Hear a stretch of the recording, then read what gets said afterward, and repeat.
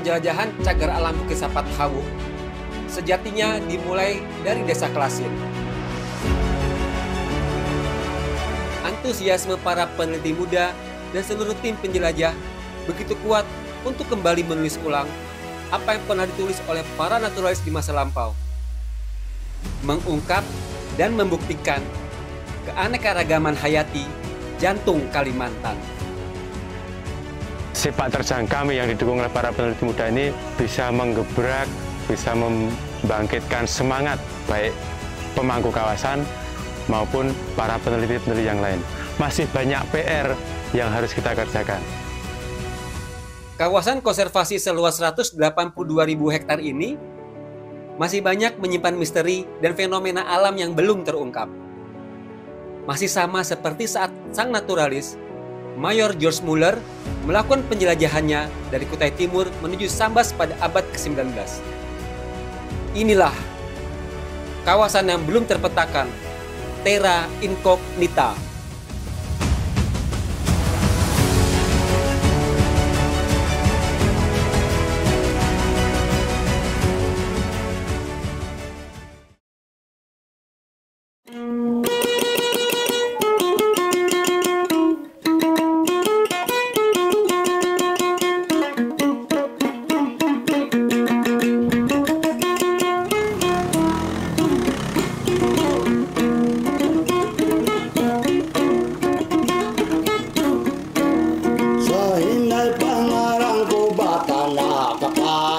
Selama 2 jam, tim ekspedisi jelajah Sapat Hawung mengarungi riam-riam hulu Sungai Barito menuju pos penyungkap. Lumayan memacu adrenalin dan membuat jantung deg-degan rasanya. Untung saja jurumudi Ces jago bermanuver melewati batuan dan batang kayu yang terkadang harus kami lalui. Selain itu, pemandangan di kiri dan kanan hulu Sungai Barito yang terlihat menarik bisa mengalihkannya. Tidak berapa lama kemudian, akhirnya tim ekspedisi jelajah Sapat Hawung tiba di pos penyungkap.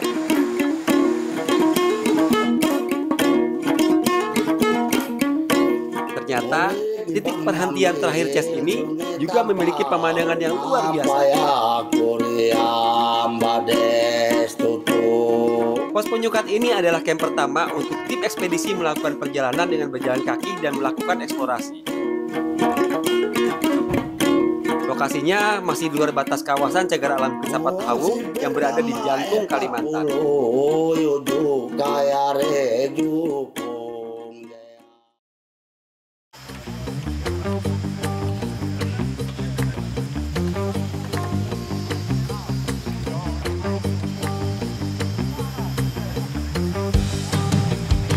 Bukan hanya logistik makanan saja yang banyak. Tim ekspedisi pun juga membutuhkan kapasitas camp yang luas. Karena selain digunakan untuk beristirahat, camp juga berfungsi sebagai pusat kegiatan. Tempatnya harus sedikit terbuka dan dapat menampung banyak orang dengan semua perlengkapan dan perbekalannya. Walaupun hutannya masih terlihat sangat rapat, sebenarnya camp penyungkat ini masih berada di wilayah hutan produksi yang masih cukup jauh dari kawasan cagar alam Bukit Sapat Hawung.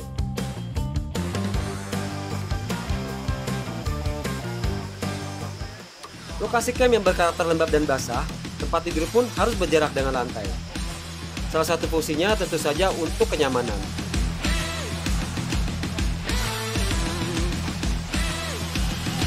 Masyarakat membuatkan kami tempat beristirahat dari batang kayu dan karung yang disusun sedemikian rupa hingga menyerupai tempat tidur.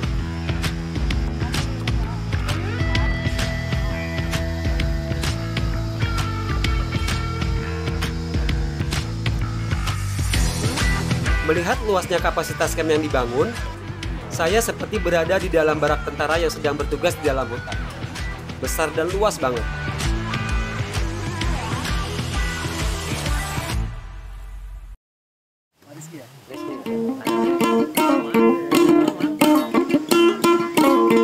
Sementara itu, di sudut lain, saya melihat Teguh, spesialis avifauna, sedang membersihkan dan mengeringkan kameranya.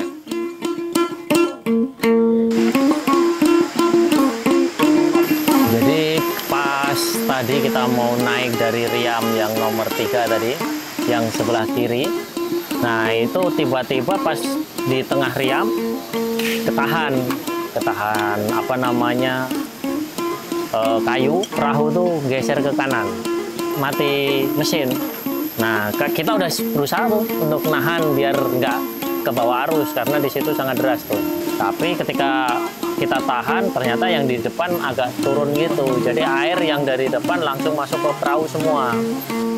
Perahu kita tepikan, kondisi semua perahu air semua masuk ke perahu, mesin mati. Sebetulnya semuanya udah masuk ke plastik hitam ini, cuman bolong ternyata di bawahnya terkena apa namanya ini, dudukan dari lensa, kan keras dari besi ya. Itu makanya saya tak pikir wah aman semua, ternyata setelah dibuka air semua di dalam. Jadi yang satu masuk nih bodinya, ya semoga masih bisa digunakan lah. Makanya kita sekarang baru bersih-bersih sekaligus mengeringkan.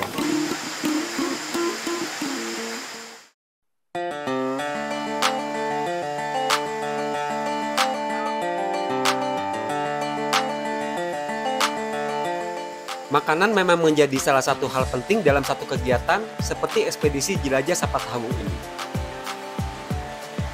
Untuk kegiatan kali ini kami sudah mempersiapkan logistik untuk 12 hari di lapangan. Kita sudah menyiapkan 250 kg beras, kemudian ada 20 kg gula, kemudian teh, kopi, dan juga mie instan, serta makanan kaleng untuk menunjang kegiatan kita di lapangan. Tim dapur memang harus pintar bagaimana mengatur makanan untuk mencukupi kebutuhan makanan seluruh anggota tim. Bukan hanya itu, mereka pun harus bisa mengatur waktu kapan mulai memasak. Besarnya ekspedisi jelajah Sapatahawung yang diinisiasi BKSDA Kalimantan Tengah tentu tidak main-main. Jumlah personil yang dilibatkan saja hingga mencapai 70 orang. Tentu membutuhkan logistik makanan yang banyak untuk memenuhi kebutuhan selama 20 hari ekspedisi.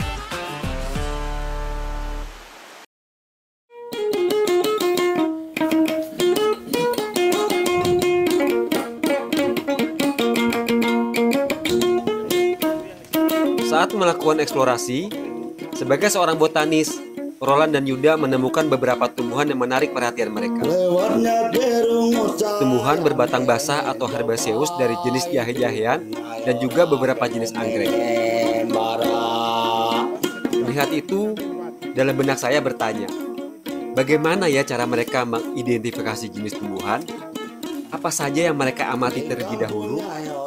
Pastinya tidak sembarangan atau random saja ya saat pengambilan spesimen seperti itu. Setelah mengoleksi beberapa tumbuhan dari lapangan, mereka kemudian melakukan eksaminasi tumbuhan atau pembedahan spesimen untuk mengamati karakter mikromorfologinya dan juga mendokumentasikannya secara lebih detail. Lalu, tumbuhan-tumbuhan yang dikoleksi tersebut disiapkan untuk sampel spesimen dengan 2 tipe.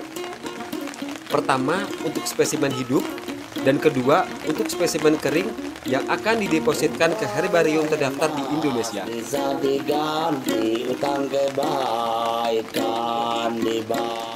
Setelah itu, Roland dan Yuda melakukan pengamatan lebih lanjut terhadap populasi di area tempat-tempat ditemukannya spesies yang dikoleksi. Dimulai dari pengamatan vegetasi, populasi, ekologi, hingga penologi pada tumbuhan yang khususnya berbunga.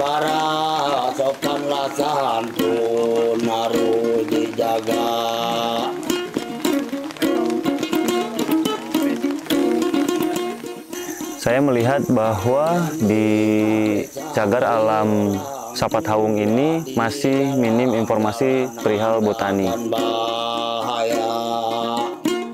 Saya berpikir bahwa di Sapatahawung ini masih tersimpan banyak sekali anggrek yang kemungkinan undescribed atau belum pernah tercatat. Berdasarkan pengetahuan saya, informasi terkait tumbuhan berbatang basah herbaceous plant sendiri itu masih sangat kurang, masih perlu diekspos, masih perlu ditelusuri. apa saja keragaman jenis tumbuhan di wilayah Kalimantan Tengah, khususnya siapa tahu. Sepanjang layu umur kita selamat.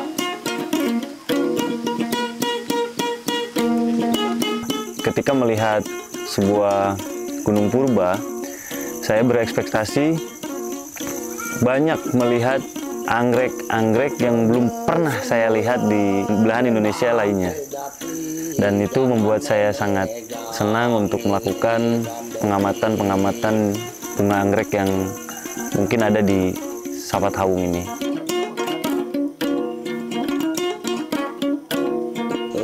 Pertama kali diberikan kesempatan untuk mengikuti kegiatan ini, respon saya langsung lihat itu kondisi geografis dari wilayah Kalimantan sendiri, Kalimantan Tengah khususnya. Saya menganggap lokasi ini sangat menarik karena kondisi geografisnya yang begitu, tutupannya begitu rapat. Pokoknya seru lah.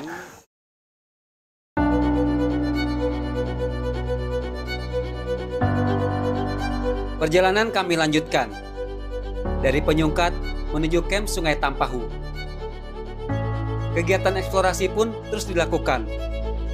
Walaupun masih jauh dari batas kawasan Cagar Alam Bukit Sapat Hawung, hutan primernya masih terjaga dengan baik.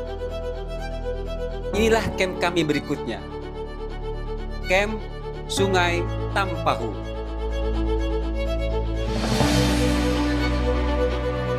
Di kamp inilah kami mengalami kejadian tak terduga. Aroma khas hutan hujan Kalimantan begitu kuat menyengat. Mulai dari lantai hingga tajuk-tajuk pepohonan besar. Hujan yang turun sepanjang hari membuat kami memutuskan untuk istirahat sejenak sambil mengatur rencana berikutnya.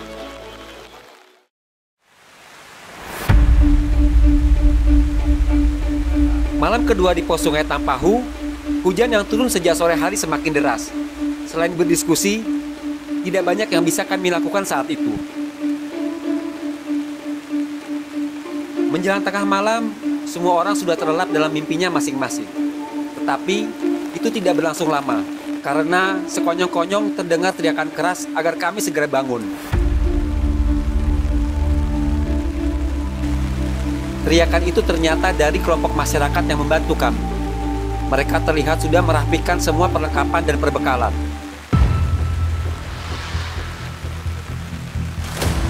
Sambil memindahkan barang-barang tersebut ke tempat yang lebih tinggi, mereka memperingatkan kami untuk segera berkemas dan pindah.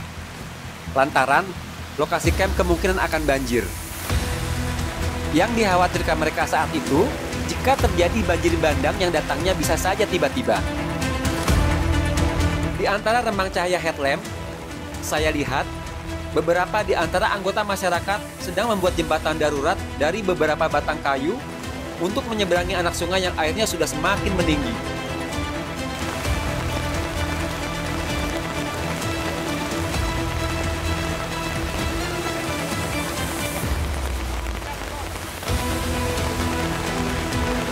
Sambil menahan rasa kantuk dan dingin, satu persatu kami pun menyeberangi jembatan itu, mengungsi ke tempat yang sudah disiapkan oleh mereka. Lokasinya sedikit lebih tinggi, karena kondisi hujan yang deras dan medannya pun menjadi lebih licin, membuat beberapa di antara kami terpeleset saat mendakinya. Tempat tersebut kami bertahan hingga 2 jam. Setelah semua dirasa sudah aman, kami pun balik ke camp untuk kembali beristirahat.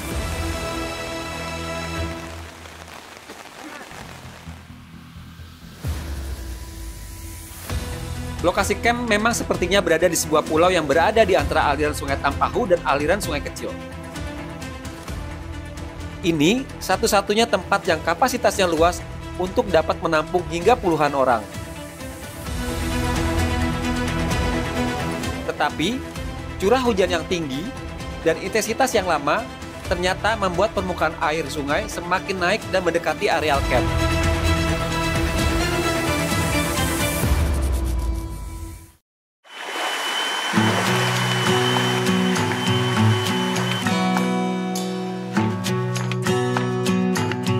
Saya mengikuti Darian peneliti badak di tim ekspedisi Jelajah Sapat Hawu. Kami bergerak mendaki ke arah Sopanan atau kubangan di dalam hutan. Menurut Darian, Sopanan sangat tepat untuk mengamati satwa liar karena berpotensi sebagai tempat minum mereka. Sepanjang perjalanan, kami harus melewati beberapa anak sungai dengan kondisinya sedang banjir. Setelah berjalan kurang lebih 2 jam, akhirnya kami pun tiba di lokasi.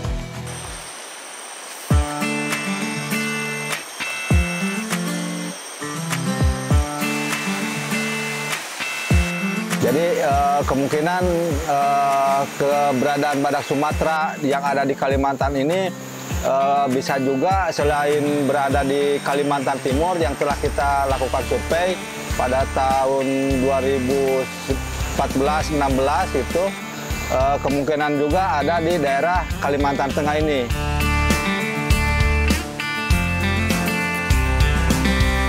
Dalam kegiatan pencarian tanda-tanda keberadaan badak, kita awali dengan pencarian seperti jejak, kemudian juga pelintiran, terus gesekan cula, kemudian kubangan, kemudian juga kotoran, urin, dan sopanan.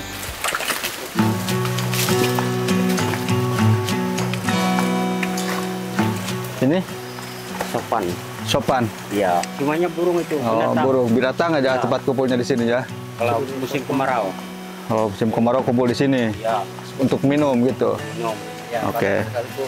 Di sini merupakan tempat berkumpulnya satwa karena setiap satwa khususnya mamalia dia memerlukan pemenuhan kebutuhan mineral bagi tubuhnya. Makanya setiap saat atau sewaktu-waktu dia pasti datang ke sopanan ini. Ya. Jadi kemungkinan kalau ada mungkin badak juga minumnya ke sini, ya, Pak ya. mandi pun Oh iya. Predator pun biasa kumpul di sini seperti macan atau mungkin kalau di Sumatera harimau dia untuk mengintai mangsanya. Kemudian dari segi fungsi pun kalau sopanan itu tidak untuk berkubang untuk minum saja, kalau kubangan itu untuk melumuri tubuhnya, untuk melumuri tubuh dengan lumpur untuk menjaga kondisi suhu tubuh dari si satwa yang biasa berkubang. Salah satunya yaitu badak. Ya udah berarti di targetnya ke tempat minumnya, berarti nggak ke jalur ya, silakan aja. 2 nggak jadi masalah. Ya. 2 itu bisa. Ya, 1 ke jalur, 1 ke sopanannya gitu. Target ke sopanan, tempat minumnya di sana. Berarti target ke sana aja. Dalam teknik pemasangan kamera, tadi itu kita ada beberapa parameter ya. Kalau target satwa kita kan badak, jadi kebutuhan badak itu apa saja? Seperti kubangan, kemudian juga tadi sopanan, kemudian juga jalur, kemudian rumpang. Nah kita fokus pemasangan kamera itu pada parameter tersebut. Ini bisa dibuktikan, mungkin tadi ada beberapa jejak satwa, kebetulan yang ditemukan jejak rusa ya, rusa.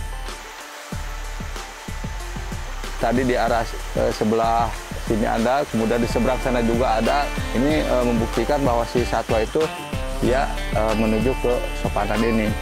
Ya mudah-mudahan kita kalau misalkan dipasang kamera di sini gitu, nanti akan ada rekaman satwa apapun gitu, bukan hanya badak. Ya mudah-mudahan kita dapat si rekaman badaknya.